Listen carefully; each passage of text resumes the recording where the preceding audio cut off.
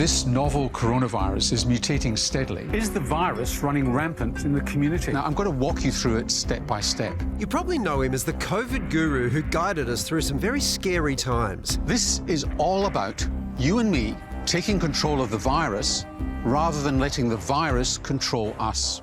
Dr. Norman Swan became a household name with his podcast CoronaCast, which hit around 2.6 million downloads a month during the peak of the pandemic. This is CoronaCast, the show all about the coronavirus. And I'm physician and journalist Dr. Norman Swan. Taking a no-nonsense approach towards educating Aussies on the virus and encouraging them to follow the health advice. The only thing that will really allow life as we once knew it to resume is a vaccine. But COVID isn't Dr. Swan's only jam. He spent more than 3 decades demystifying medical research through journalism and has a background in paediatrics. If we don't want our children to have a reduced life expectancy of 4 or 5 years, we've got to act. Now he's putting those skills together in a new book. So you want to know what's good for your kids. A guide for parents of newborns all the way up to 10 years old. And he's here to tell us all about it. Please welcome Dr. Norman Swan. Bit of a different type of germ we're talking about today, kids. I say as the mother of boys. What is the number one thing you would say is good for our kids? What's good for your kids is consistency, predictability, routine. It's boring, but that's what works. And controversially, setting expectations. Oh. So, you know, people think, oh, well, you know, you're going to turn your child into a neurotic wreck by setting expectations of your child. But in fact, it reduces anxiety levels because kids know where you're coming from. Now, you know, expectation you're going to be a Nobel laureate or a professor of medicine? No. But expectations about what you're going to achieve in life and what you're able to achieve in life. Well, you're a father yourself. In writing this book, did you reflect about like mistakes that you had made or things that you wished you had done differently?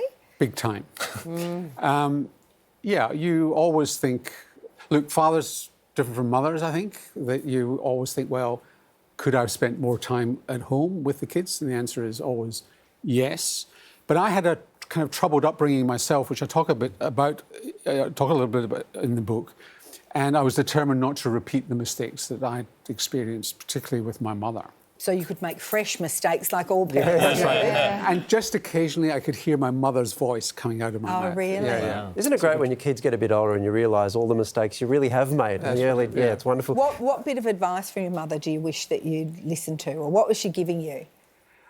To be honest, not much. I really had problems with attaching to my mother. My mother had what would probably be called borderline personality trait, where you never knew where she was coming from. And what I just said earlier about consistency and predictability wasn't there at all. Isn't it interesting, though, how much compassion you have for your own parents when you become a parent? Yeah. It is. And not before. Yeah, that's it. What bit of advice in this book do you wish you'd had?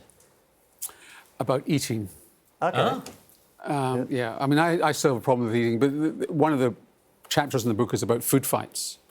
And never to have a food fight with your child. Oh. Well, no, this is the food fight between parents. No, this is not between kids. Oh, I thought you meant throwing at each other. Well, no. Right. But as you know, kids throw you. The pennies just dropped. I thought that too.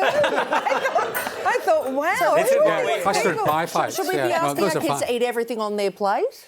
Then that's exactly what you shouldn't be doing. I mean, so for example, you've got to present broccoli 20 times to a child before they'll even eat it. Now, if you have a fight about it, you'll never win that fight. You just got to be patient and go with the flow, and eventually they'll get it. But there's an increase in eating. One of the key things about this book is it's for kids not to 10.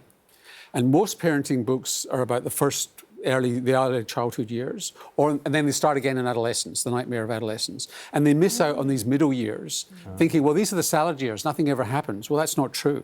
This is the runway to adolescence. So I try and give that run through for parents so you've got a sense of what happens when the kid's in primary school and things may not be going as well. There's a rise in eating disorders, anxiety disorders. This is a problematic age now, which there's never been harder to be a parent. This is a really tough time to be a parent. Can you turn it around by the age of, like, 8?